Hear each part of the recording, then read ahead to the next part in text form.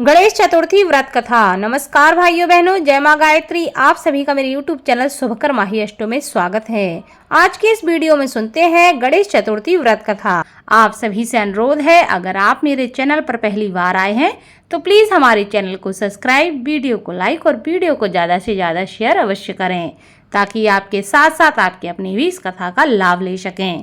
पौराणिक कथा के अनुसार स्कंद कुमार कहते हैं कि समस्त ऋषियों, आप लोग पुराण में वर्णित मंगलदायिनी कथा को सुनिए, जिसमें भगवान श्री गणेश के व्रत के महात्म का वर्णन किया गया है। हे द्विजवरों, जिस समय पांडु पुत्रों को वनवास हुआ, वे सब धर्म परायण और भगवान कृष्ण की उपासना करते थे। एक समय की बात है कि अपनी इच्छा से भ्रमण करते हुए व्यास जी उन लोगों की कुटिया पर पहुंच गए। व्यास जी को देखकर सभी करवद्ध हो गए, उनके सम्मुख खड़े हो गए और कहने लगे, आपके दर्शन करके हम लोग धन्य हो गए और साथ ही हमारी कुटिया भी धन्य हो गई। आज आपके दर्शन से हमारा जीवन धन्य हुआ। आज हम लोगों का सब कुछ सफल हुआ, क्योंकि आज हम लोगों ने आपके दर्शन प्राप्त किए हैं। आपके दर्शन मात्र से कष्टों का निवारण हो जाता है। आपने मेरी कुटिया में पदार्पण किया है, अतः हम लोग आपका स्वागत करते हैं। हम लोग राजयुत होकर भी आज अपने आप को धन्य मान रहे हैं। ऐसा कहकर पांचों पांडव, भीमसेन, युधिष्ठिर, अर्जुन, नकुल और सहदेव उन्हें प्रणाम करके उनके सामने खड़े हो गए। पाद, अर्घ्य, आचमन और आसन प्रदान करके द्रौपदी ने हाथ जोड़कर उनसे कहना प्रारंभ किया, हे मुनिवर, मैं राजरानी होकर भी दुर्योधन की भरी सभा में केस पकड़कर अपमानित हुई और वनवासिनी बनाई गई। अब मैं क्या उपाय करूं जिससे हमारे सभी क्लेशों का शमन हो जाए तथा हमारे शत्रुओं की पराजय हो जाए। इस प्रकार युधिष्ठिर द्रौपदी के संकट नाशक उपाय पूछने पर सर्वज्ञ व्यास जी ने कृपा पूर्वक उन्हें उपाय बताया। हे महाराज, इस प्रकार संपूर्ण विश्व में आपके जैसा कोई दूसरा धर्मात्मा नहीं है। मैं आपसे ऐसे व्रत का वर्णन करूंगा जिससे आपके समस्त दुखों और कष्टों का निवारण हो जाएगा। इस व्रत शुभदायक, फलदायक, दिव्य और पृथ्वी पर सभी मनोरथों को पूर्ण करने वाला है। इस व्रत के करने से विद्यार्थियों को विद्या और धनार्थियों को धन का लाभ होता है। इस संबंध में एक प्राचीन कथा है जिसका मैं तुमसे वर्णन करता हूँ। युधिष्ठिर, उसे तुम ध्यान से सुनो। प्राचीन समय की बात है। सतयुग में चंद्रसेन नामक एक राजा थे। वे अपनी रानी के साथ दीक्षा लेकर परिवार के सहित रहते थे। वे अपने स्वजनों, उनके पुत्रों एवं कुटुंबियों के साथ अपना जीवन आनंद पूर्वक व्यतीत कर रहे थे। सौभाग्य से उनकी रानी बहुत ही गुणवती तथा पतिव्रता थी। हे राजन, युधिष्ठिर उनका नाम रत्नावली था। वह पतिव्रत का पालन करने वाली थी। स्कंद जी कहते हैं कि हे मुनिवरों, राजा और रानी में परस्पर बहुत प्रेम था। एक समय दैवी योग से शत्रुओं ने उनके राज्य को हस्तगत कर लिया। शत्रुओं ने राजा के कोष पर अधिकार करने के साथ ही सेना पर भी अपना आधिपत्य जमा लिया। राजा का साथ अपने भाई बंधुओं से छूट गया। राजा भ्रष्ट होकर राजा अपनी रानी रत्नावली के साथ वन में चले गए। एक ही वस्त्र में लिपटे वे दंपत्ति भूख प्यास से विकल हो गए। हे युधिष्ठिर, रानी रत्नावली के साथ राजा अकेले वन में भटकने लगे। दोनों भूख प्यास से पीड़ित होकर वन में चलते चलते उन दोनों को सूर्यास्त हो गया। उस भयंकर वन में शेर, बाघ, चकवा, बगुला, कोयल और सारस रहते थे। रानी के पैर में कांटा चुभ जाने से राजा को महान कष्ट का अनुभव हुआ। उस वन में घूमते हुए राजा ने प्रातःकाल महर्षि मार्कंडेय को दूर से ही देखा। धीरे धीरे चलकर वहां तक पहुँचे और उन्हें दंडवत प्रणाम किया। उनकी पत्नी ने श्री मुनि को बारंबार प्रणाम किया। वन में विराजमान तपस्वी एवं जितेंद्रिय मुनि मार्कंडेय जी से हाथ जोड़कर राजा ने कहा। राजा ने पूछा कि हे मुनिवर, मैंने पूर्व जन्म में ऐसा कौन सा पाप किया था जिससे मेरी राजलक्ष्मी शत्रुओं द्वारा छीन ली गई है। मार्कंडेय मुनि ने उत्तर दिया कि हे राजन, आप अपने पूर्व जन्म के वृतांत को सुनिए, मैं आपको बतला रहा हूँ। एक बार आखेट यानी कि शिकार के लिए आप गहन वन में चले गए। हरिण, चीते, खरगोश का शिकार करते करते उस वन में रात हो गई और अधिक मास की चतुर्थी आ गई। उस वन में आपने एक सुंदर सरोवर देखा और उसके किनारे लाल रंग की साड़ी पहने हुए नाग कन्याओं को देखा। वे सब गणेश जी की पूजा कर रही थीं। यह देखकर आपको बड़ा आश्चर्य हुआ। आपने वहां पहुंचकर बड़ी नम्रता पूर्वक पूछा कि हे स्वर्गगामिनी देवियों, गणेश जी की पूजा कैसे करनी चाहिए? आप लोग मुझे भी इस पूजा के बारे में कृपया करके बताएं। इसका प्रभाव हमें बतलाइए, क्योंकि मैं भी पूजन करना चाहता हूँ। नाग कन्याओं ने उत्तर दिया कि आप गणेश जी की पूजा कीजिए, इससे समस्त सिद्धियां प्राप्त होती हैं और नित्य ही शांति, पुष्टि, सुख और संतान एवं धन में वृद्धि होती है। राजा ने महिलाओं से पूछा कि गणेश जी की पूजा किस महीने में और किस तिथि को करनी चाहिए, इसमें किस वस्तु का दान देना चाहिए, इस पूजन की क्या विधि है? आप लोग कृपया करके मुझे यह सब बताएं। नाग कन्याओं ने उत्तर दिया कि हे राजाधिराज, अधिक मास के कृष्ण पक्ष की चतुर्थी को चंद्रोदय होने पर विधि सहित विघ्न विनाशक गणेश जी की पूजा करनी चाहिए। अपनी सामर्थ्य के अनुसार भक्ति भाव से पूजन करें। गणेश जी को पंचामृत से नहलाकर लाल पुष्प चढ़ावें। गंध, धूप, दीप, नैवेद्य, दूब, 2 वस्त्र, सुगंधित द्रव्य चढ़ावें। घी चीनी से बने हुए 15 लड्डू का भोग बनावें। उसमें से 5 लड्डू गणेश जी को अर्पण करें और 5 ब्राह्मण को दान दे दें। कुंवारी कन्याओं को पहले देकर बाद में स्वयं भोजन ग्रहण करें। गणेश जी की प्रसन्नता के लिए समस्त सामग्री गणेश जी को अर्पित करनी चाहिए।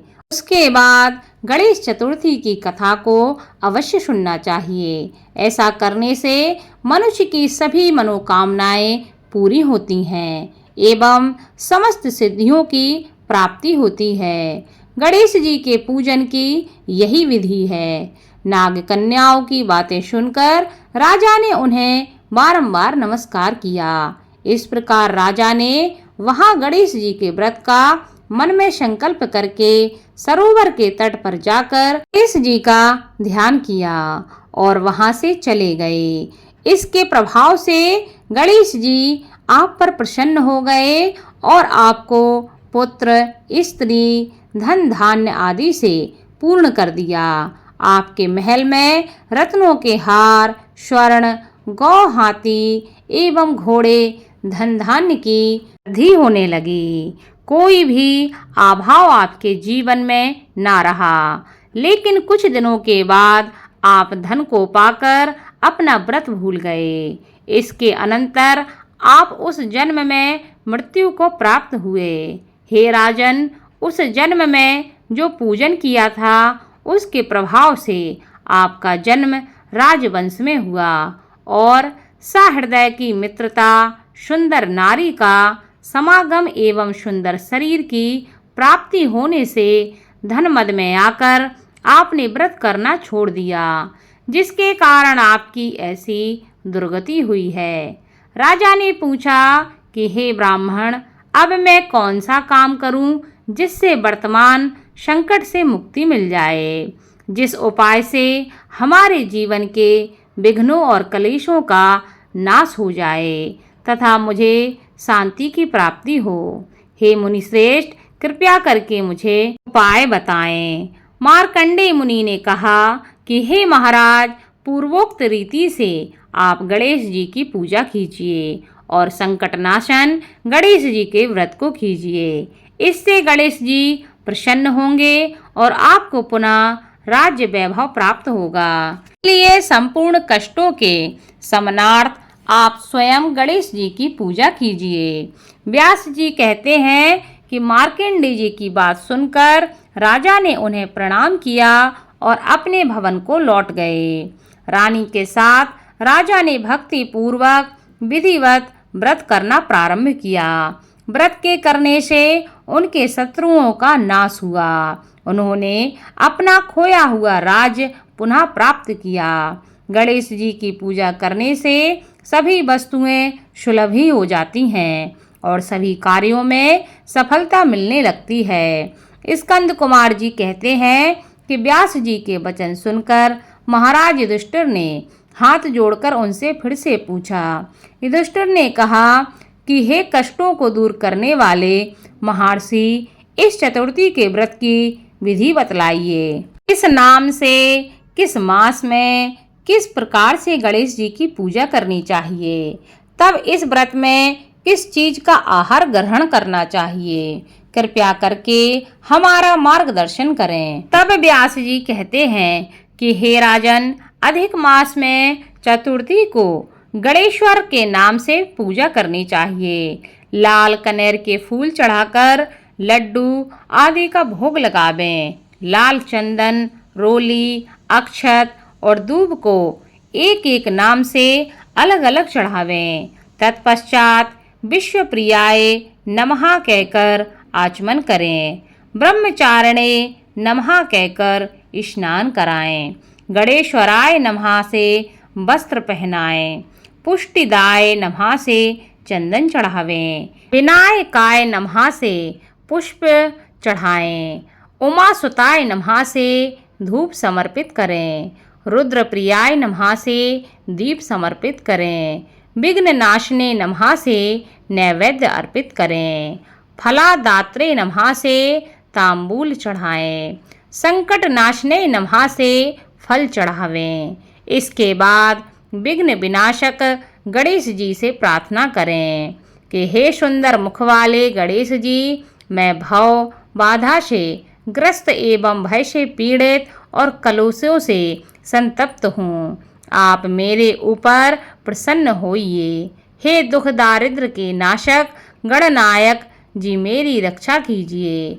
हे विघ्नों के विनाशक, आपको बारंबार प्रणाम है। उसके बाद इस मंत्र से पुष्पांजलि देकर चंद्रमा को अर्घ्य देवें। हे क्षीर सागर ग्रह संभूत, हे द्विजराज, हे षोडश कलाओं के अधिपति, शंख में सफेद फूल, चंदन, जल, अक्षत और दक्षिणा लेकर हे रोहिणी सहित चंद्रमा, आप मेरे अर्घ्य को स्वीकार करें। मैं आपको प्रणाम करता हूँ। उसके बाद ब्राह्मण को भोजन करावें, लड्डू और दक्षिणा दें। देवता तथा ब्राह्मण से आशीर्वाद ग्रहण करें। अन्य द्वारा स्वयं आहार ग्रहण करें। रात्रि में भूमि पर शयन करें। लालच विहीन होकर क्रोध से दूर रहें। हर महीने गणेश जी की प्रसन्नता के लिए निम्न व्रत करें। इसके प्रभाव से विद्यार्थियों को विद्या, धनार्थियों को धन प्राप्ति होती है एवं कुमारी कन्याओं को सुशील वर की प्राप्ति होती है और सौभाग्यवती रहने वाली महिलाओं अगर यह व्रत करती हैं तो दीर्घ काल तक पति का सुख भोगती हैं। विधवा रहकर व्रत करने पर अगले जन्म में वह हमेशा सधवा होती हैं एवं ऐश्वर्यशालिनी बनकर पुत्र पौत्र आदि का सुख भोगती हैं और अंत में मोक्ष को प्राप्त करती हैं। पुत्रेक्षु को पुत्र लाभ एवं रोगी को रोग निवारण मिलता है। भयभीत व्यक्ति भय से रहित हो जाता है एवं बंधन में पड़ा हुआ व्यक्ति बंधन से मुक्त हो जाता है। व्यास जी कहते हैं कि हे राजन, इस प्रकार आप भी इस व्रत को कीजिए। इस संकट नाशक चतुर्थी व्रत करने से आप गणेश जी की कृपा से अपने राज्य को पुनः प्राप्त कर लेंगे। जो मनुष्य भक्ति भाव से इस मंगलदायिनी पौराणिक कथा को सुनता है या पढ़ता है, उन्हें परम सिद्धि, सुख, लोकोत्तर वैभव की उपलब्धि होती है। हे महाराज, आपके प्रश्न के अनुसार मैंने संपूर्ण मनोरथों को पूर्ण करने वाले इस संकट नाशक गणेश चतुर्थी का विवरण सुनकर राजा युधिष्ठिर ने इस व्रत को किया। इसके प्रभाव से उन्हें संपूर्ण शत्रुओं को रणभूमि में परास्त करके भारतवर्ष का राज्य अपने अधीन कर लिया। बोलो भगवान गणेश की जय।